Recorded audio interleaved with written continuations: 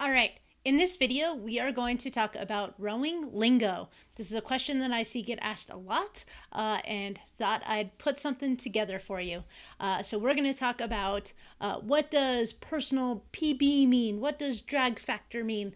What are the parts of the rowing machine? What are all those weird little acronym letter things that you are seeing in Facebook groups or around workouts when you're finding them on the internet? What do all of these things mean so that you can get going and join in on the conversation? All right, so let's jump right in. We are going to start with the 4 parts of the rowing stroke. So I'm not going to go into depth in this video. Please check out my other video up here if you are interested in actually learning about those different parts, but we're just going to go brief overview on it here. The different parts of the stroke that we have are the catch, the drive, the finish, and the recovery. So what that means is I've got a video of me rowing and talking, teaching the parts of the stroke here, but the catch position is when you are all the way at the front catch. So at the beginning part, this is where if you're in the water, you are about to put your oar into the water. In terms of this video, we are just talking about lingo, mostly for the rowing machine, not really on the water. So if people are interested in that, please leave a comment below and let me know. But this part where you're all scrunched up at the front is the catch position. Then as you move through the stroke, when you're going from the front catch to the back part, so that part where I'm pushing with my feet to go backwards, that is the drive. That is when all the power is being used in your legs and you are moving the oar through the water if you were on a boat. But this is when that flywheel, which we'll talk about in a second, is really, really spinning and moving, and that is where all the work and power is coming from. All right, so this part right here, after you've pushed with your legs, is the finish part. So this is when your arms are your oar handle is right next to your body, your legs are fully straight. This is the end of the stroke. This is when you would take the oar and bring it out of the water. Then you're going to go forward, and that going backwards to the forward front, so the finish back to the catch, that is the recovery. That is when you are doing exactly what it says, recovering. You are going slow and controlled or fast, depending on what you're trying to do, but you are basically going from that finish position back to the front. All right, so those are the 4 parts of the stroke: your catch, your drive, your finish, and your recovery. So next, we have parts of the rowing machine.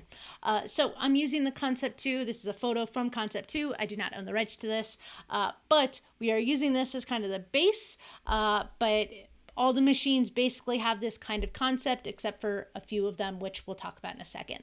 All right, so the monitor is this part up here where the screen is and all the little things, the stuff that you're looking at when you're rowing. So the monitor has the screen on it, which if you can see my little cursor moving, that's where the screen is, where all the numbers are going to pop up. Then you've got down here on the bottom, we've got the seat. That's what you sit your bum onto. And then the slide is this part right here that the seat moves back and forth on. Then you've got here, this is the foot plate where your feet go, and your feet get strapped in with straps. So these things right here, those are your straps. This right here is your handle, which is what you're holding on to. One that I didn't write here is your chain. This is the chain. In some machines, it's a band. It's basically what attaches whatever type of resistance you are using for the machine to that handle to generate the power. And then on a Concept 2, this is your flywheel. On a water rower, there might be the water tank. So it depends on what type of machine you are using. But then you've got the wheels down here, the stand, but those are the main components of the rowing machine. All right, then you'll see different words based on the type of resistance that a rowing machine is. So when it comes to the type of resistance, we have air, which for instance is the Concept 2. That means that air is the way that we are getting our resistance. It's what we are using and moving. Then we have water. So here's a water rower as an example. This is water is in here instead of air, and that is the resistance factor.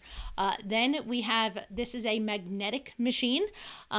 There's lots of pros and cons to different ones, why you might choose to get one over another, which would be in another video. But this is a magnetic one, and the resistance is in here, and it's basically a magnetic resistance. Then you have a hydraulic system. This one usually creates a little bit more of the resistance in one way, and things end up feeling a little bit different than the other types of rowing machines, but they're nice and small and compact, which is nice. So this is a hydraulic machine. All right, then we've got really random different words. So we have some that are just about people talking about their experiences. So a PR is a personal record. Very similar. PB, personal best. This might vary depending on where you live. Honestly, most people use them interchangeably. I tend to say personal best. I'd never use personal record, so some of it's also just what you like and what you're comfortable saying. Then WR is the world record, or a world record. BR is British record. AR is American record, and I'm just going with some of the most common ones that I seem to see in groups. There's probably other ones for other countries, so take that with a grain of salt. I don't know them all. Then you have LWT or HWT, and that means lightweight or heavyweight. It's basically based on your weight on which category you would be in. If you look on like the Concept 2 rankings, you can say whether you're a lightweight or a heavyweight. But in addition to that, when you're in a boat, you have a lightweight boat or a heavyweight boat. HD is one I see popping around a lot. It's handle going down. To bring in your handle, basically when you're bringing it in, you're pushing it down. I don't know why that's become such a big one, but handle down. All right, so now we're going to get a little bit more complicated. So the damper or the drag factor. This comes into play with a air resistance rowing machine. Very commonly, the Concept 2, and it can get complicated fast, which is not my purpose of this video. So please check out my other video on me explaining this if you're interested in more depth. But basically, the damper is air coming into the flywheel. And that flywheel is that part on the side that has a little thing where you move it up 1 to 10. So you have these little settings, 1 to 10, and people often confuse this with resistance, but this isn't resistance. So the damper is how much air is coming into that flywheel. A higher number, so a 10, means that more air is coming into the flywheel. So if more air is coming into the flywheel, then on your way back from that finish to the catch during the recovery, basically it's going to slow down that flywheel faster. So more air comes in, slowing it down as you go back to the catch position, and then it makes it feel like when you go to do that push for the drive, it makes it feel a little bit more intense. So that's why people usually think it's a resistance thing. But again, I'm not going into that in depth here. But higher drag damper means, so a higher damper meaning 1 to 10. So if we're at 10, means more air coming in, which means it's going to slow it down faster. Exact opposite is true if we go with a number 1, a low number. A 1 is going to bring less air in, so it's not going to slow down that flywheel as quickly during your recovery. Now, the drag factor is basically giving you a number related to that air thing that's happening with the air coming in and the air slowing down the flywheel. It gives you a number. The reason people want this is so that whatever machine you are on and wherever you are, you can make it so that it's consistent. So if you go to elevation, the numbers are going to be different than if you're at sea level. So the numbers that we're about to talk about are based on sea level. And it's why if you do competitions and you're at altitude, which I'm in Denver. If you are at altitude, you actually have different numbers, and that actually plays into competitions. So if I go from sea level to here, so I used to live in California, then I want my numbers to be about the same, so it feels the same for me. Otherwise, it just feels off. It feels weird. So if you have a brand new rowing machine, a brand new row erg, and you set it to, on that little damper, you set it to a 1, it'll give you a drag factor of roughly 90. And this is give or take. It also depends on how clean your machine is and a lot of other factors. If you set it to 10, it's going to give you about a 200. So then you can take whatever number it is. So if you I like to put mine between 3 to 5, my damper. If I put it into there and I'm like, oh, okay, well, it's at home on a 3, at home on a 5, it's this level. But if I need to go to sea level, I need to move it to a 3 to get that same drag factor. So the interpretation of this is it's not really resistance, it's what it feels like. You can think of it like gears on a bike. But again, check out that video if you want to learn more. Okay, so next we have the screen. And again, this is going to vary best on your screen, but overview, basically you have your pace or your split. This is a per 500 meter. You might have it as watts or calories instead, but basically it's your power. However, in different ways it can be seen.